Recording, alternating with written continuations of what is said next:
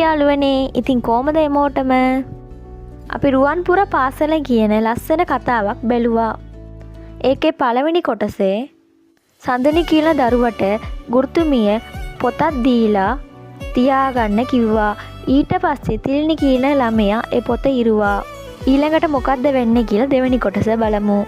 ගුරුතුමිය පන්තියට ඇවිල්ලා සඳනිගෙන් පොත ඉල්ලුවා. සඳනි කිව්වා පොත ඉරුණා කියලා. සඳනීට බැනලා ගුරුතුමිය පන්තියේ ඉඳලා පිටත් වුණා.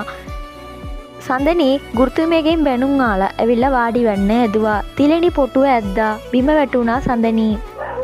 ඊට පස්සේ යාළුවා ඇවිල්ලා එයාව ඉස්සලා වාඩි වෙන්න තිබ්බා. ඊට පස්සේ ගොඩක් ඇඬුවා සඳනි. සඳනිව ගුරුතුමිය අඬගාන් එන්න කියලා පණිවිඩේ කිව්වා. සඳනි ගුරුතුමිය ගාවට ගියා. ගුරුතුමිය සඳනිට ලොකු දඬුවමක් දුන්නා. පාසල ඉවර වෙනකන් දන ගාන් ඉන්න කිව්වා.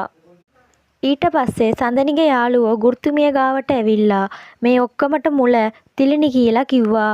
ගුරුතුමිය සාක්ෂිය ගේන්න කියලා කිව්වා. යාළුවෝ මේ පණිවිඩය ගිහිල්ලා සඳනිට කිව්වා. තුන්දෙනාම සූදානම් වෙලා සඳනිත් යාළුවොත් සාක්ෂිය හොයන්න පටන් ගත්තා. පන්තිය පුරාම එව්වා. ඊට පස්සේ තිලිනි ඉරපු කඩදාසිය හම්බුණා. ඒක ඔයාලා සතුටු වුණා. ඒත් ඒක දුන්නට ගුරුතුමිය විශ්වාස කරන එකක් නෑ තිලිනි තමයි ඉරුවේ කියලා.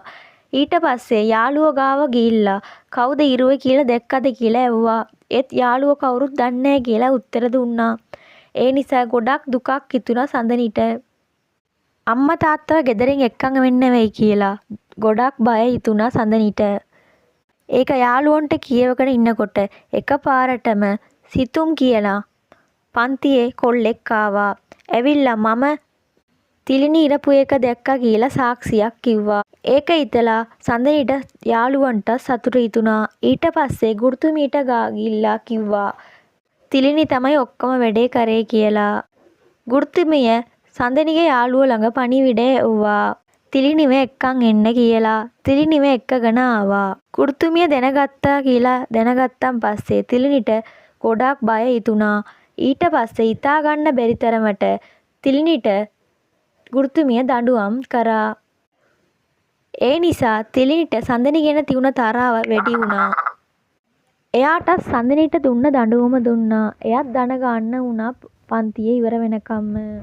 ඒ සඳනි ගැන තියුණ තරහව අඩු වුණේ නෑ. යාළුවොත් එයාට ගොඩක් වීලු කරා. යාළුවනේ අනුන්ට දෙයක් කරොත් ඒක Tamanටම එනවා කියන්නේ මේකට තමයි. ස්තුතියි. බයි.